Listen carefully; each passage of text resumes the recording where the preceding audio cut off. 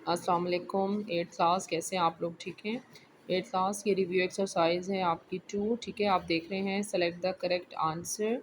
ठीक है, ये आपके ऑप्शंस दिए हुए हैं, जैसे there are dash rational numbers between 8 and 9, और 8 और 9 के दरमियान इनफाइनाइट रैशनल नंबर्स होते हैं। ठीक है, रैशनल नंबर कौन से होते हैं? जो ओवर की फॉर्म में होते हैं। इसी तरह से right the fraction 5/21 in decimal form. आप लिखें, आपने डिवाइड करना है इसको, 5 को अंदर रखना है, 21 से इसको डिवाइड करना है, तो आपके पास आंसर आएगा 0.23। ठीक है। ओके, नेक्स्ट वन है थर्ड है। थर्ड में राइट द फ्रैक्शन है आपके पास 5/12 एज रिक्यूरिंग डेसिमल, तो इसका आंसर है 0.416666 आएगा। तो 6 के ऊपर हम बार लगा देते हैं जो रिपीट हो रहा है। इसी तरह से एडिटिव इन्वर्स ऑफ -3/5 का क्या होता है? 3/5। इसी तरह से रेसिप्रोकल क्या होता है? 3 होल नंबर 4/5 का। आप इसको सॉल्व करें तो ये आता है 19/5। तो रेसिप्रोकल क्या होता है? इसको हम उलट देते हैं तो इसमें ये डी वाला हो जाएगा 5/19। इसी तरह से 6 है, if 4/7 and B are multiplicative inverses then B is equals to क्या हो जाएगा? तो आपने 7/4 हो जाएगा। ठीक है, मल्टीप्लाई में हमने आंसर 1 लाना होता है। इसी तरह से if A multiply by B is equals to 1 and B is equals to 1 whole number 2/3, then A क्या होगा?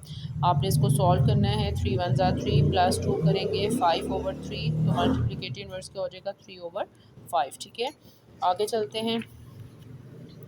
आगे है जैसे if A plus B is equals to 0 and A is equals to -8/-9, then B क्या होगा? B क्या होगा students? Multiplicative नहीं ले रहे, अब ये प्लस का साइन है, ए प्लस बी। तो ए प्लस बी में आपने क्या करना है कि अगर जो साइन दिए गए हैं, जैसे दोनों के साथ माइनस है, तो आपने दोनों के साथ प्लस साइन यानी +8/9 आपने लेना है, तो ए ऑप्शन आ जाएगी। द नेक्स्ट वन है ninth, multiplicative inverse of dash does not exist. ठीक है, मल्टीप्लिकेटिव इन्वर्स क्या? ज़ीरो जो होगा उसका मल्टीप्लिकेटिव इन्वर्स एग्जिस्ट नहीं करता, बिकॉज ज़ीरो किसी भी चीज़ के साथ मल्टीप्लाई हो तो आंसर ज़ीरो आता है। आगे है tenth, which property is use in the statement 3/4 + 1/2 is equals to 1/2 + 3/4। तो इसमें आपने क्या करना है, ये देखें कौन सी प्रॉपर्टी है स्टूडेंट्स? दो नंबर्स हैं, दो रैशनल नंबर्स हैं, 3/4 और 1/2। उनको आप 3/4 को 1/2 में ऐड करें या 1/2 को 3/4 में ऐड करें, आंसर आपका सेम आएगा। तो ये कौन सी प्रॉपर्टी है? कम्यूटेटिव। आगे है which number is self multiplicative inverse. Which number is self multiplicative inverse है -1। ठीक है, 1 का जो होगा वो -1। आगे है -7/6 प्लस -2/3 इज़ इक्वल टू। देखिए स्टूडेंट्स, आपने इसको सॉल्व करना है, जैसे ये पाइन प्लस और यहाँ पर अंदर माइनस है, तो प्लस माइनस क्या होता है? माइनस। आपने इसको सॉल्व करना है। चलें इसको सॉल्व करते हैं। जैसे है ये -7/6 माइनस प्लस माइनस हो जाएगा 2/3। आपने इसका एलसीएम ले लेना है, 6 एलसीएम आ जाएगा, यहाँ पे आ जाएगा -7। 3 का टेबल 6 पे 2 टाइम जाता है, 3 2 ज़ार 6, 2 इसको आपने 2 के साथ मल्टीप्लाई करना है, 2 2 ज़ार 4, तो ये आता है -11/6। ठीक है, डी वाला ऑप्शन आ जाएगा -11/6। ये हो गया। ओके, क्वेश्चन नंबर 2 देखें स्टूडेंट्स। क्वेश्चन नंबर 2 में क्या कह रहा है कि right given numbers in decimal form. आपने इसको डेसिमल फॉर्म में लिखना है। Also separate terminating and non terminating decimals. ठीक है, आपने क्या करना है, इसको डेसिमल फॉर्म में लिखना है। डेसिमल के लिए आप क्या करेंगे स्टूडेंट्स कि आपने 35 को अंदर रखना है, 37 से उसको डिवाइड करना है, 0 पॉइंट लगेगा, फिर उसके साथ 0 लगेगा, फिर आपने 37 का टेबल इस तरह से पढ़ना है कि आपके पास 350 से कम आ जाए। उस तरह से आपने पॉइंट्स में इसकी वैल्यू निकालनी है, फिर आपने बताना है कि टर्मिनेटिंग है या फिर नॉन टर्मिनेटिंग है।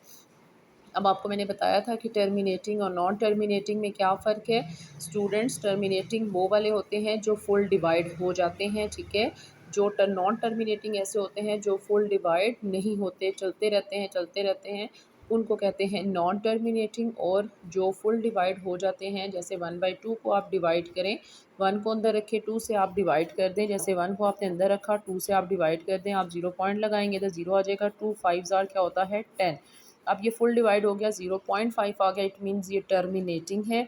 इसी तरह से नॉन टर्मिनेटिंग कौन से होंगे? जो कि फुल डिवाइड नहीं होते, जैसे आप 10/3 कर लें स्टूडेंट्स। ठीक है, अब देखें आप करेंगे, 3 3 ज़ार 9, 1 आ गया, आपने इधर पॉइंट लगाया, 0 लगाया, फिर आ जाएगा 3 3 ज़ार 9, फिर 1 आ जाएगा, 10 0 लगाएंगे, 3 3 ज़ार 9, सो ऑन, ये चलते रहते हैं, तो इनको क्या कहते हैं, क्या कहते हैं इनको, नॉन टर्मिनेटिंग। और जो फुल डिवाइड हो जाते हैं उनको कहते हैं टर्मिनेटिंग। तो ये सारे क्वेश्चन जो है वो आपका होमवर्क नहीं है बल्कि आपका रफ वर्क होगा।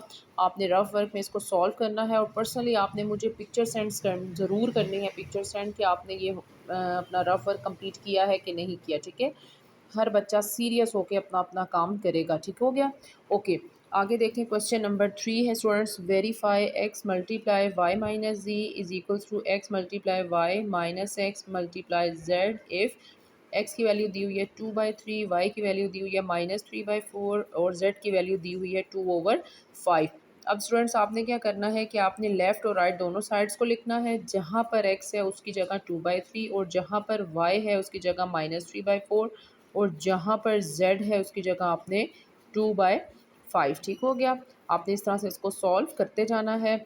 और इसकी जो लेफ़्ट हैंड साइड है स्टूडेंट्स, ये इसकी लेफ़्ट हैंड साइड कहलाएगी और ये इसकी राइट हैंड साइड कहलाएगी और एंड द एंड दोनों साइड्स आपकी इक्वल आएंगी। बात क्लियर हो गई, आपको समझ आ गया। ओके, क्वेश्चन नंबर 4 पे आ जाए students, express the following rational numbers in ascending order. Ascending order क्या होता है आपको पता है, असेंडिंग ऑर्डर हमेशा छोटे से बड़े की तरफ जाता है, ठीक है। अब ये क्वेश्चन जैसे ये दिया हुआ है आपको और आपने छोटे सबसे पहले छोटा लिखना है। आपको पता होना चाहिए कि जैसे जैसे डिनोमिनेटर ये होता है स्टूडेंट्स, डिनोमिनेटर और जो ऊपर होता है ये होता है नोमिनेटर, ठीक हो गया। आपने जैसे जैसे ऊपर मतलब जाते जाना है, आपने ये चेक करना है कि जो डिनोमिनेटर में नेगेटिव वैल्यू जितनी बड़ी होती जाएगी उतना ही वो रकम, वो वैल्यू जो है वो छोटी होती जाएगी, ठीक हो गया।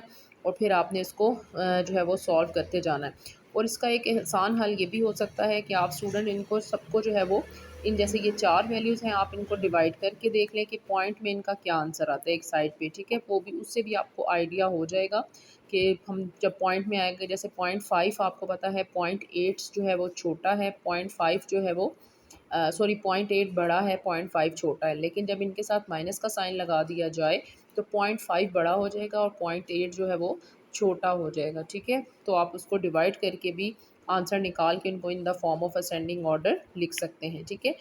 इसी तरह से क्वेश्चन नंबर 5 है students, express the following rational numbers in descending order. Descending order क्या होता है कि आपने सबसे पहले बड़ा वाला लिखना है, फिर उससे छोटा, फिर उससे छोटा, फिर सबसे छोटा, ठीक है।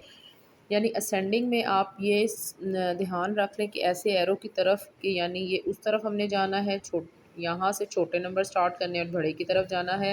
और डिसेंडिंग ऑर्डर में आप ये एरो उल्टा याद कर लें कि आपने क्या करना है, बड़े से छोटे की तरफ जाना है, ठीक हो गया। अब आपने सब बच्चों ने ये अपनी जो है वो रिव्यू एक्सरसाइज जो है वो आज यूनिट नंबर 2 की चैप्टर आज हमारा ख़त्म हो गया है, आपने कंप्लीट करना है। और कोई चीज़ आपको समझ नहीं आएगी तो आप मुझे बताएंगे, ठीक है, मैसेज करेंगे। और पर्सनली मुझे एक एक बच्चे से मैंने पूछना है, ठीक हो गया बेटा। और इसी के साथ फिर मैं इजाज़त चाहूँगी। इंशाल्लाह आगे हम कल जो है वो यूनिट नंबर 3 स्टार्ट करेंगे, ठीक है बेटा। अल्लाह हाफ़िज़।